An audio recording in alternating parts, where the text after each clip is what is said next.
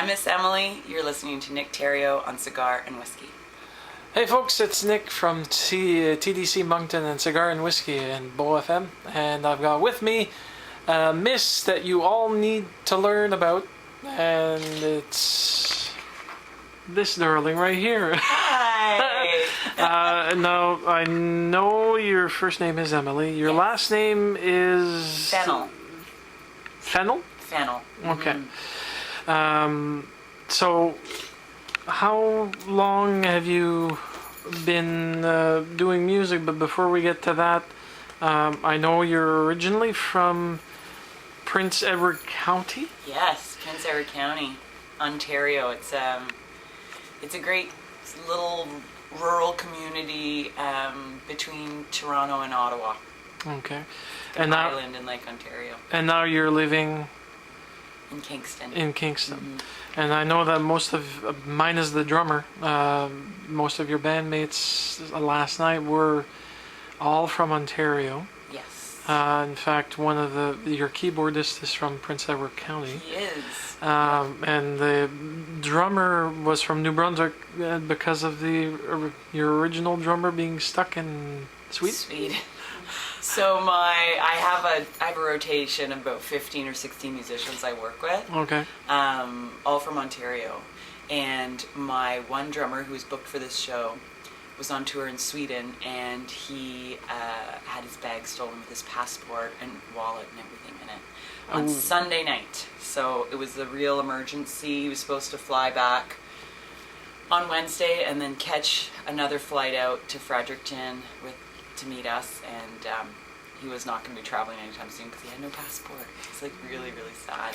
I'm glad that you had a replacement. So yeah, Carl Gans from Fredericton came highly recommended by a few mutual friends, and he was a great sport and learned all the music in about 24 hours.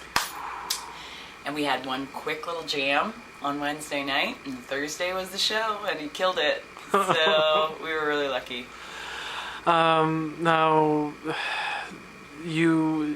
this is your first harvest because you came by almost 16 years ago as a touring visitor, but now you finally made it. What were your impressions of the event last night? It was magical. Like, I'm actually very emotional about it because I've wanted to play this festival for so many years, and I've applied and we've emailed and we've tweeted and so to finally have it happen this year was like awesome. And I just felt like I just wanted to bottle up the energy in the Mojo tent last night. The crowd was incredible. I can't really see very well because of the lights in there, and so when I got off the stage, it wasn't until then that I realized the tent was just like totally full, and that was insanely awesome. So you got off the stage towards the end of your evening, if I remember correctly, quickly interacting with the crowd. I did. I'm a people person, so I enjoy, meeting people after the show and stuff like that, but you obviously can't usually meet everybody after the show, so no. I kind of build my own little mini relationships, like people watching relationships when I'm on the stage, and then I just come down and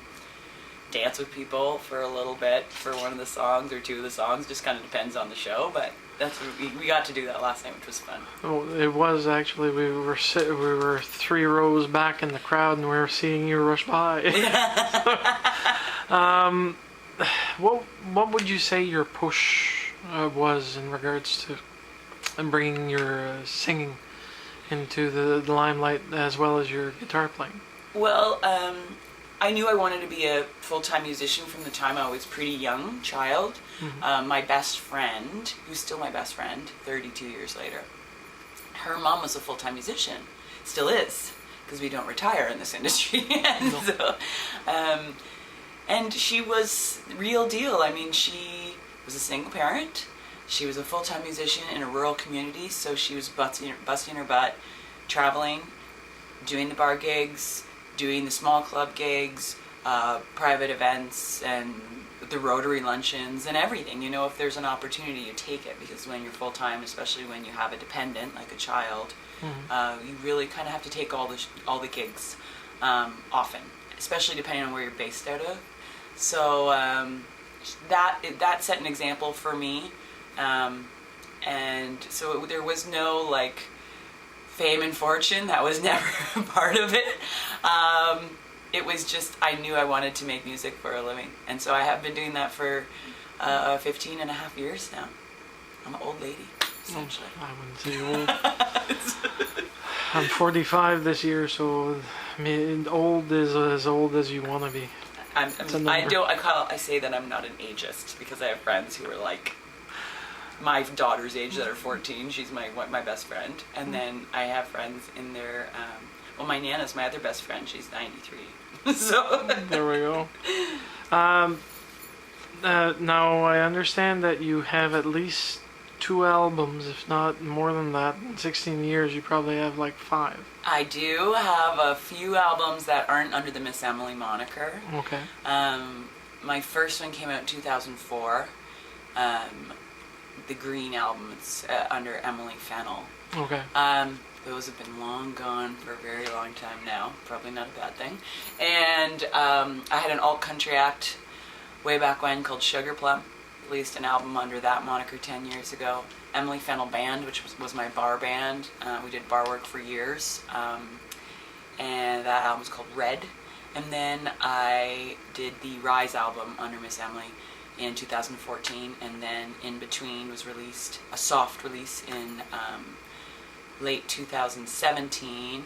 I did that album with Rob Baker and Gord St. Clair from the Tragically Hip. And Gord Downey had actually passed away the week before we released our album. Yikes. So we continued with our shows that we had booked. We had 2 huge sold out theater shows, 500 people each show in Kingston. We did those shows, and then I just kind of sat on the album for about 6 or 7 months. Okay, and that's the latest album release. Yeah, so we're just we're still touring that album, really. But we're working on the new one. By the smile, I'm assuming that it's probably close to midpoint, if not. It's still actually in the piecing songs together. The actual recording literally just takes a few days with us. Like we kind of bang it out pretty fast. I work with pretty awesomely talented people. It's the same group of people I'm working with that I did for the last album. Mm-hmm. So they're super pros, would be an understatement. But the last album we literally banged out in 4 days, and then 1 half day of overdubs, and then mixing. So once we do all the pre-production work, that's kind of the bulk of the work, which we spread out for the last album over a couple years. This we're doing it in a shorter period of time, but I've been writing for this album for a while. So. Can't wait to hear the new album. Thanks. Me too. So, I like it when they're done. Now, granted, you started local and you decided to do tours. Touring is always a part of musicians' life and blood, mostly because it gets them known. They get to bring their product that they've last released close. How do you cope with touring? So I'm fairly new at it. I had my daughter quite young, and I found out I was pregnant about 4 or 5 months after I had moved out of my car into an actual apartment, and then I became pregnant. And I had just moved to Kingston and with my boyfriend, and so that kind of changed the course of the direction of my career. I thought I would be touring out of the gate, and of course when I was living in my car, even I was just doing like a Southern Ontario tour between Toronto and Ottawa, all the teeny tiny towns. But once I had my daughter, I really wanted to be a good mom. And so we immediately bought a house, and I played 250 shows a year, mostly bar work, but I kind of took anything. And 95% of them were in Kingston or the area around Kingston. Oh, okay, so very, very local. Very local for many years. My daughter is now 14. Oh. And she and I discussed last year that it was time, and I miss her. I'm sorry. Oh, that's okay. But I love it. Like I get to go places and see amazing parts of the world, and and Canada. This has been an amazing summer, but I miss her so much. I'm sorry. It was a long night. I didn't sleep enough. But then I have a drink. Now, on to the lighter side of the questions. Pretty much everyone I've met in my 25 years of doing interviews have had colorful past, colorful presents, but they also have their own personality. They're humans. Mm-hmm. So that means that they possibly have hobbies. Do you have one? I do not have a hobby. Oh, you're so sweet. I don't. It's so funny. I made this joke with people. I'm like, wonder what it's like to have a hobby, like something you just do for fun. Like, music is fun to me, but it's also work, and it's been work for so long. So and I love it, so I don't really have a hobby, hilariously enough. I do a lot of yoga. I love yoga. It makes me feel good, and I consider that part of my job, like taking care of my body. Mm-hmm. I'm a little hard on my body because I don't do a lot of sleeping. I talk too much and I sing too much, and I jump around a lot in super awkward footwear, and I strap instruments to my body, and my back hurts. And so when I work out and I do yoga, and that would be the closest thing I have to a hobby, because I feel like I should take care of myself, but I don't really have anything else. Isn't that funny? Well, I mean, it's some of the people that I've met, their hobbies are usually tied to their musical investments. Okay. Apart from your voice, because you're an awesome singer, Thank you. you also play acoustic guitar. I play acoustic guitar, electric guitar, and piano is actually my first instrument. Really? Yeah, before voice. Not that I'm a great piano player, it's not like that, but I'm good enough. When we do concert shows, usually there's like a baby grand or a grand piano. Those are the theaters we usually try to book, and I do a chunk of the show from behind a piano, which is a lot of fun. That's sweet. Any particular make or model in regards to your guitars? No, it's so funny. I buy a guitar like every 5 years. I'm not a gearhead at all. No. I just purchased a Taylor Mini because the last time I was on tour overseas, I had blisters on my hands from carrying my guitar through the airports. It's just, they're heavy and it's awkward, and so I'm just trying to take care of my body better, so smaller guitars seem like the right thing to do. Well, the light and carry weight, so... Yeah. That's pretty much all the questions that I had, but I do have one last one that I've been asking all my artists. It's a weird one. What's your favorite dish? My favorite dish? Yes. Oh, wow. Oh my gosh. My favorite restaurant in the whole world is called Wooden Heads, and it's in Kingston, downtown Kingston, Ontario.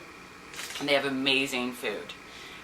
But probably my favorite dish would have to be the poulet Baton Rouge. Sometimes I veer away from that, but it's like a blackened chicken on a potato cake, or sometimes I get it with veggies, and then this delicious, rich Dijon sauce. It's so good. I'm a foodie. I love food. I love drink. That's why I have to work out. Well, folks, this was Emily Fennell, known as Miss Emily. Thank you so much for giving us your time. Thank you very much. Thanks for having me today.